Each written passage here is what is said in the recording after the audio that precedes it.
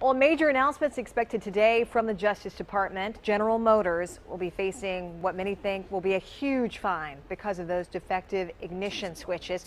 And 7 Action News reporter Nima Shafe is joining us live outside GM World headquarters with the very latest on this. How big a fine are we talking about, Nima? $100 million, and that's, of course, because of their attempts to cover up a faulty ignition switch that led to a massive recall. Of upwards of 124 people died as a result of that, and now we're learning that this could be a $900 million fine. The charge is also part of a deferred prosecution agreement linked to a wire fraud charge. So in short, the felony charges we're learning could be dismissed if General Motors complies with federal oversight and other terms for at least 3 years. So no word this morning on whether anyone will face jail time. The total financial penalty against the auto giant is expected to be less than $1 billion.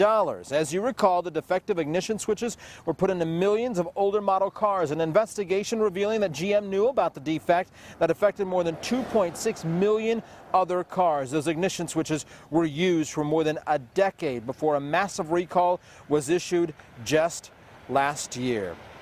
Here's a look now at some of those numbers. You may recall at first the company only blamed the faulty ignition switches on about 13 deaths, but a compensation fund finding and just wrapping up over the summer that they're responsible for at least 124 deaths and more than 260 injuries.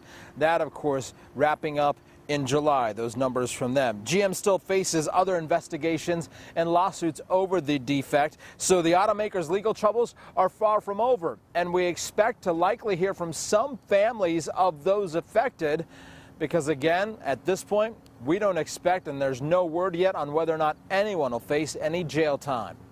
We're live this morning in the shadows of the GM World Headquarters. I'm Nima Shafe, 7 Action News.